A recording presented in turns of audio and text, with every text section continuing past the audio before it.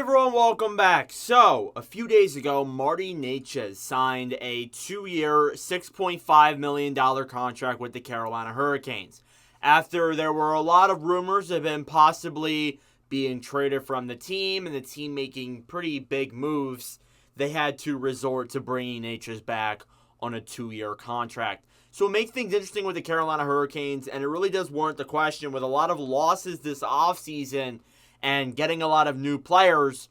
It makes you ask if they're better or they're worse following this very busy offseason. So let's start from the beginning, where they lost in 6 games to the New York Rangers. It was a series where they went down 3-0. They almost made a comeback. They almost forced a Game 7.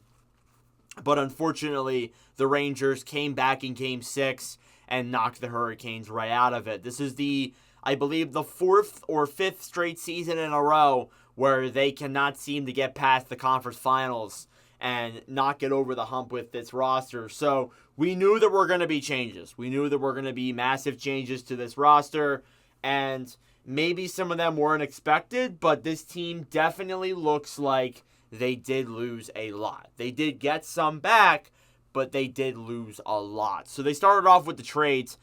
Jake Guentzel went to the Tampa Bay Lightning for a 3rd-round pick in the 2025 draft. A day before free agency begun, the Hurricanes flipped Guentzel and his rights to Tampa, which, thankfully, on the bright side, they got a 3rd-round pick in return for it. So at least they didn't, lose him for nothing. But regardless, it obviously still wasn't a great look. The team really didn't have enough salary cap to necessarily sign Guentzel to the deal that he wanted, which he ended up signing a $9 million contract with the Lightning.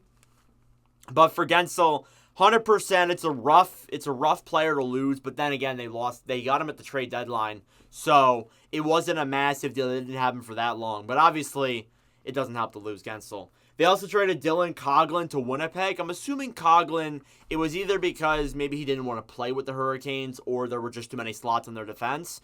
That's probably what it was. They flipped him away for future considerations.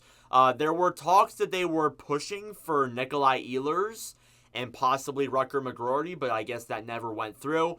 It was really weird because it came out after Necas was involved, or Necas got signed, that they essentially were offered Ehlers and McGroarty for Necas. And it made me wonder, they were in on Ehlers. Why didn't they trade Necas for Ehlers and McGroarty? It was really confusing.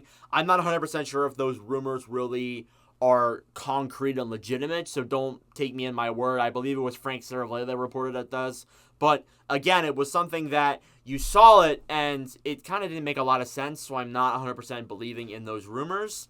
But regardless, obviously those were the 2 trades they made. They did make a lot of signings, however. They were very active in the free agency market on day 1 and in the days following. So they started off by re-signing Jaccob Slavin to an 8-year, $6.46 million contract. Slavin, one of the most underrated defensemen in the NHL, 100% a top 10 defender, or a top 15 defender, a top 15 defenseman.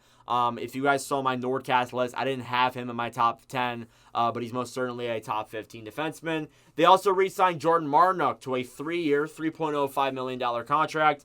I think that's a solid deal for someone like Martinook, a player who has been on this team for a long time, and I think that he will be useful as a middle 6, potentially 4th line forward for the Carolina Hurricanes if things go that way. Then they signed a lot of players. They signed Jack Roslovic to a 1-year, $2.8 million contract. Roslovic will fit in as a good middle 6 forward, probably a 3rd-line guy. He actually had a pretty good stint with the New York Rangers, the team that ironically beat the Hurricanes. So getting Roslovic on this deal, I think, is a solid contract, and he could put up a good, maybe 20-goal season with the Hurricanes. They also signed William Carrier to a 6-year, $2 million contract. The Carriers are interesting players for sure, but I definitely think Carrier could fit in as a good 3rd-line forward there yet again. He signs for 6 years. That was the crazy part. I figured it'd be maybe a 2 or 3 year deal, but I guess Carrier wanted term. And I guess that makes some sense. They also signed Eric Robinson to a 1-year, $950K deal, which is a solid deal. He's going to be a good fourth liner if he cracks the lineup out of training camp. But regardless, that's pretty much the maximum he'll be. They signed Sean Walker to a 5-year, $3.6 million contract, which had this blue line, they lost a lot on their defense.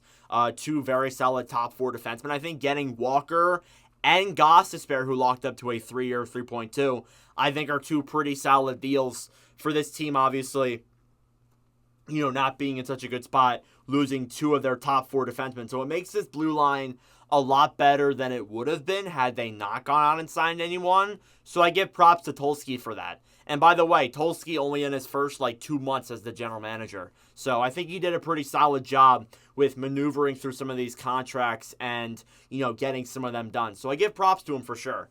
The guys they lost, however, does make you a little bit concerned. They bought out Evgeny Kuznetsov, which is not a massive deal. Obviously, they did buy him out, yes, but it was a mutual termination, so I don't think it's going to cost them any money.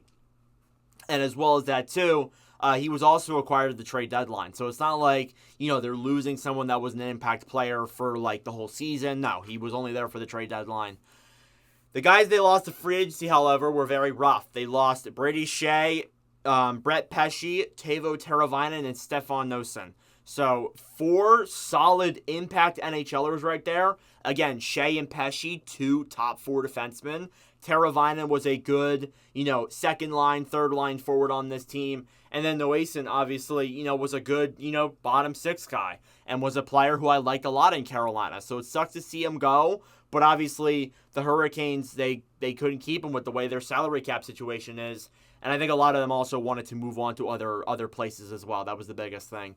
So when you look in terms of this lineup after the whole offseason, unless if they make another big trade during this offseason, this lineup will pretty much stay the same as I'm saying it here. First line, Andrei Svechnikov, Sebastian Aho, and Seth Jarvis. Second line, Bradley Nadeau, Jesperi Kotkaniemi, and Marty Necas. So again, these are not my projected lineups. They are the daily face-off projected lineups. I don't know if KK is going to be at that point where he is their second line center.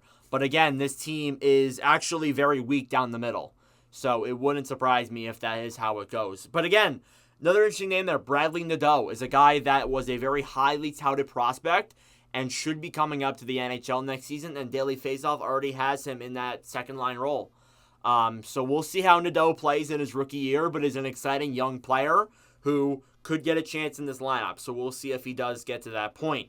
Bottom 6 here, Carrier, Jack Drury, Jack Roslovic. You got the Jack line there. You have Eric Robinson, Jordan Staal, and Jordan Martinook as your fourth line. So you got the Jordan line there.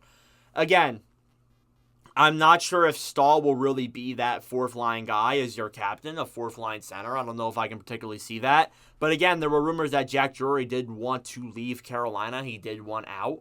So we'll see if that does happen. That was a while ago. I'm not sure if that happens now. But definitely something you got to think about there. But again, this team definitely got worse in the bottom 6. The top 6 obviously was affected by Teravainen leaving. Again, there's a lot of questions facing this team. Will they be a playoff team? Absolutely. But the matter is that, did they get better or worse? I'm leaning more towards worse. You look at their blue line, you have Jacob Slavin, Brent Burns as your first pairing, which is the same. You got Dmitry Orlov and Sean Walker as your second pairing. Then you got Shane Gostisbehere and Jalen Chatfield as your third pairing. So, interesting defense there. I think it definitely is worse. Obviously, losing guys like Pesce and Shea, I'm taking both those guys over Walker and Gostisbehere. Even though Sean Walker had a really good year with the Flyers and the Avalanche, I just think that, Pesce and Shea are obviously better players. So it makes things interesting there to see, what exactly Carolina is going to do here. And, it definitely look at this team, like on paper, they probably got worse. But I wouldn't be surprised if they do look better in the regular season. And maybe this team, with the moves they made, maybe they're built more for the playoffs, to be honest. I mean, that was pretty much relatively the same core from last year that was coming up in the playoffs. You add in Jake Gensel, a few other guys they acquired in previous off seasons. But apart from that, that team last year was pretty much the same roster that competed in previous years. So I get why Tulsky's doing this. He's doing this to try and, turn things, try and make this a different roster and see if this will change things in the playoffs. But I do think that when you look in terms of what they got, on paper, they do seem like they got worse. Not going to lie. So you look at their goaltending here. You have Frederik Andersen and Pyotr Kochetkov. I think that is honestly a perfect goalie tandem. I'm not saying that's bad whatsoever. I think Andersen was great in the regular season when he was healthy. Kochetkov, I've been very high on this YouTube channel, so I like Kochetkov a lot there as a good goalie, a backup goalie for the Hurricanes for sure. But again, that was the one place where the team definitely didn't get worse. They did lose Raanta, by the way. I forgot to include Raanta. He is no longer on a team. So, yeah, it leaves you to the question, did they get better or worse? And again, I said it in the video, I think they did get worse. I think you have to look in terms of how this team looked on paper at the start of the offseason and at the end of the offseason. They definitely got worse. It definitely, it can be an argument for sure, but honestly, I think they did get worse. Now, they do have to still sign Seth Jarvis. They did lock up Necas, again, as I said a couple days ago. But the only free agent I believe they have to sign now is Seth Jarvis. And they only have like $2.5 million in cap space.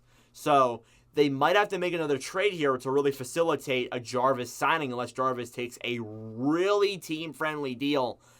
Yeah, so we'll see what happens there with Jarvis in the next couple of weeks. I'm sure he will be signed. I'm sure it won't be a big deal. Some free agents just take longer than others. And I think that Jarvis will eventually be signed. But again, it's a wonder what the Carolina Hurricanes will be doing in this coming offseason. Let me know your thoughts in the comment section down below. Thank you all for watching. If you enjoyed, make sure to subscribe down below. I really appreciate it. We are doing the Oilers and a next fun thing here as well. I got a podcast coming up tomorrow too. Then we got the Prospect Pool reviews the whole way through the month of August and then the season previews as well. So let me know your thoughts in the comment section down below. Thank you all for watching, and I will see you guys in the next video. Adios.